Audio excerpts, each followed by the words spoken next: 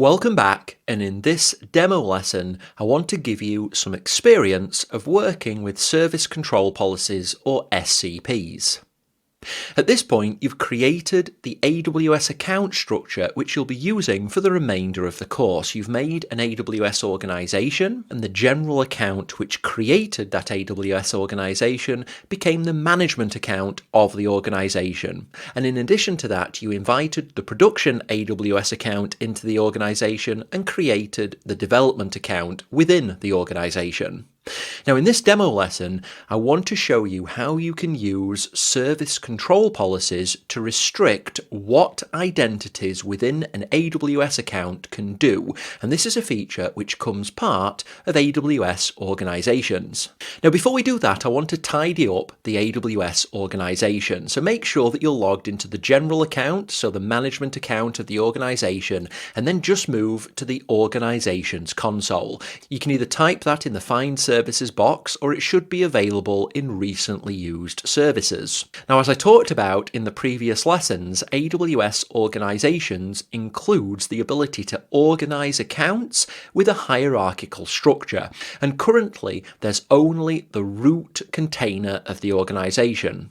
Now, to create a hierarchical structure, we need to create some organizational units, and we're going to create a development organizational unit and a production organizational unit. So to do that, select the root container at the top of the organizational structure, then click Actions and Create New. And we're going to call the organizational unit for production prod, so type prod into name of organizational unit, scroll down and click on Create Organizational Unit, and then do the same for development. So make sure root is still selected, click on Actions and then Create New.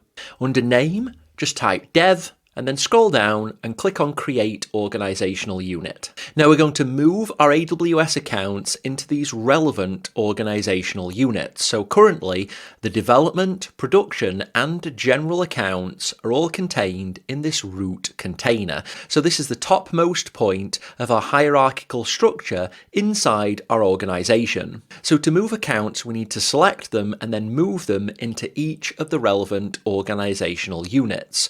So go ahead and select the production AWS account, then click on Actions and then Move. Once you're at this dialog, just select the production organizational unit and click on Move, and this account will be moved inside this organizational unit. And we'll do the same for the development account. So select the development AWS account and again click on Actions and then Move. Select the dev OU and click on Move. And now we've got these two AWS accounts inside the relevant organizational units. And if we select each of the organizational units in turn, so prod, and we can see that it's got one account inside the production OU. And then if we select dev, we can see that it's got the development AWS account inside of this organizational unit. So that's a simple hierarchical structure that we've created inside this organization. And the general account, so the management account of the organization, is currently within the root container of the organizational structure. So now that we've done that, to prepare for the demo part of this lesson where we're looking at service control policies, I want you to move back to the AWS console. So just click on AWS and then click on the account drop down, and we're going to switch roles into the production AWS account. So select prod from role history. Now once we're here, we're going to create an S3 bucket. So type S3 into the Find Services box, or alternatively, it might be within the recently used services, but either way, move to the S3 console. So once you're at the S3 console, go ahead and click on Create Bucket, and for bucket name, I just want you to call it CatPics, so CATPICS, and then pick a random number at the end. Remember, S3 bucket names need to be globally unique, so you'll need to pick a random set of numbers different than what I use and every other student uses. So I'm going to pick 1 and then lots of 3s and then 7. And make sure that you pick the US East 1 region for this bucket. Once you've set all those options, just scroll all the way down to the bottom and then select Create Bucket. Now once you've created the bucket, just go inside the bucket and we're going to upload some files into this bucket. So follow the same process that we've used before, click on Add Files, and then attached to this lesson is a link to a cat picture that you'll need to download to your local machine and then upload that cat picture to this S3 bucket. So go ahead and download the image, locate it, go ahead and select that and click on Open, and then click on Upload to upload that picture into this S3 bucket. Wait for that to finish and click on Close. Now this is a picture of Samson, so if you click on this and then click on Open, you'll see there Samson looks pretty sleepy. He does tend to sleep a lot, but he's a pretty amazing cat. But what you're illustrating is that you can currently access the Samson.jpg object, and you're currently operating within the production AWS account. Now, crucially, the way that you're doing that is you've assumed an IAM role. By switching role into the production account, what you've actually done is you've assumed the role which is called Organization Account Access Role. And if we open this role up and look at the permissions, it currently has the Administrator Access Managed policy attached to this role. So you're operating inside the production account with the permissions that you've gained by assuming this role, and they're administrator permissions. So there should be no confusion why you can create an S3 bucket, upload an object, and access that object, because you have full administrator access, which has been granted by attaching this managed policy to the IAM role, which you're currently assuming as part of switching role into the production account. What we're going to demonstrate is how this can be restricted by using service control policies. So at this point, move back to the main AWS console, click on the account drop-down, and then click Switch Back to move back to the general AWS account. Once we're back inside this account, at the main AWS console, either type AWS Organizations or select it from the recently visited services. Now once you're here, click on Policies and you'll see that currently most of these options are currently disabled. So service control policies, tag policies, AI services opt-out policies, and backup policies. They're all disabled. Now I'll be talking about what all of these mean as you move throughout the course, but at this point I want you to click on service control policies and then click on enable service control policies. And this will enable the functionality within the AWS organization. Now what it's actually done as part of this is to add this full AWS access policy onto the entire organization. So if we click on full AWS access and then scroll down, this is the policy which is currently associated with everything within the organization. So this has the effect of adding no restrictions onto what any of the accounts within the organization can do. So in effect, by enabling service control policies, the first policy which is applied does nothing. It simply maintains the existing functionality. So all AWS accounts within the organization maintain full access to all of the services provided by AWS. So click on Service Control Policies at the top to move back to the overview of all of the various SCPs that we have available within the organization. What we're going to do is create our own service control policy. Now linked to this lesson is a file called denys3.json, and this is an example of a new service control policy that we're going to apply. So go ahead and download that file and open it up in a code editor. Now this is a service control policy with two statements. The first statement is an allow statement. So the effect is allow, action is star, which is a wildcard, and resource is also the star wildcard. Now this replicates the full AWS access service control policy that is applied by default. So this allows access to all products and services within an AWS account. But this one also has a second statement, which is a deny statement. So this denies any S3:* actions on any AWS resource. So the effect of this is to deny access to S3. Now, service control policies follow the same deny, allow, deny logic as identity policies within AWS, and so this explicit deny overrules this explicit allow, but only for S3:*. So the effect of this is that if this service control policy is applied, then we'll maintain access to all AWS except S3. So we're going to apply this to the production AWS account and observe the results. So to do that, we need to copy all of this into our clipboard and then move back to the AWS console. Once you're there, make sure you're in the policies section of the console and then service control policies, and then go ahead and create a policy. Scroll down and then select all of the existing JSON that's inside this policy box, and then just delete it and then paste in what you've just copied into your clipboard.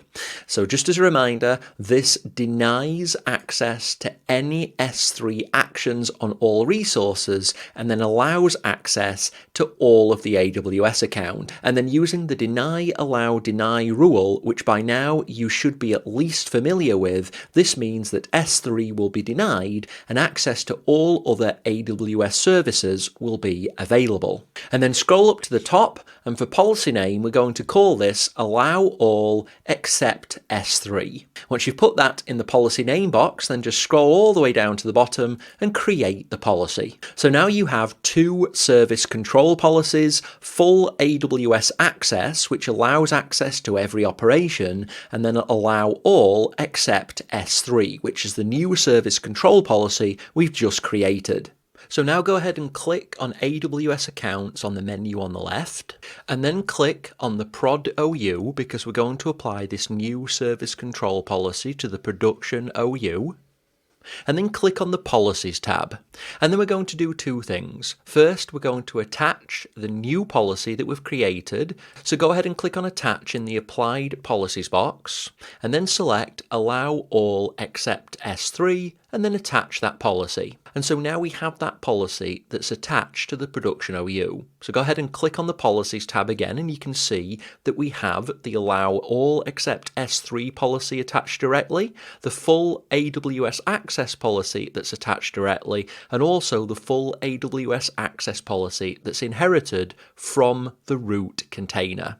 So now what we may as well do to keep things tidy is detach the full AWS Access policy that's attached directly. So check the box next to full AWS Access, click on Detach, and then confirm by clicking Detach Policy. So now the only service control policy that's directly attached to the production OU is the one that we just created. And just as a reminder, this is the one that allows access to all AWS products and services via this explicit allow, but also has this explicit deny just for S3. So now if I go back to the main AWS console, and if I go into the S3 console, and remember this is the general or the management AWS account, notice how I can see and interact with S3 within this account. If I go back to the main AWS console and click on the account drop down and then switch roles into the production AWS account. Remember, this is the one that has this new service control policy attached to it. For the production AWS account, now if I go into the S3 console and just wait for it to load, now we receive a permissions error. You don't have access to list buckets. Now this is because even though this role that we're using does have permissions to access S3, it's operating inside the production AWS account. Because this production AWS account has this SCP attached which explicitly denies access to S3, well, we have no access to S3. Access to all of the other services are unaffected because we have administrator access. We could go, for example, to the EC2 console and then go to instances and then go to launch an instance. And we won't be doing this, but if you just step through, you'll see that there are no permissions errors at any point in this process. So we could launch an EC2 instance. The only thing which is impacted by the service control policy is S3. And so that's the only thing that is explicitly denied because it's denied inside the service control policy. If we go back to the general account, so click on the account drop down and then switch back. Then we go to AWS Organizations, go to AWS Accounts, then click on the Production OU, and then click on Policies. If we again attach the full AWS access and then detach the allow all except S3, now if we follow the same process and we switch role into the production AWS account, because this service control policy has no explicit denies, this time if we go to the S3 console, we can again access this S3 bucket. So we can go inside the catpix bucket and then open the object, which is samson.jpg. And there we go, we can see Samson nice and relaxed. So this just illustrates exactly how service control policies, or SCPs, can be used to restrict access for identities who operate inside an AWS account, in this case, the production AWS account. So we've removed this custom service control policy that we've created. Now let's just clean up by removing this bucket. So select the catpix bucket and then whatever randomness you added onto the end and click empty. Copy and paste or type permanently delete and then select empty. Once that's completed, you can click on exit and then you should be able to delete the bucket. So select it and then click on delete. You'll need to confirm that by copying and pasting or typing the name of the bucket and then clicking delete bucket.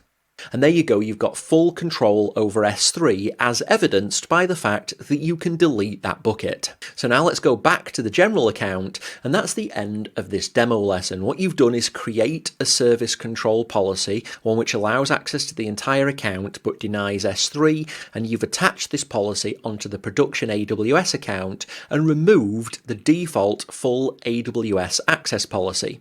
And you've observed how that has the effect of restricting the permissions that a full admin role has over the production account.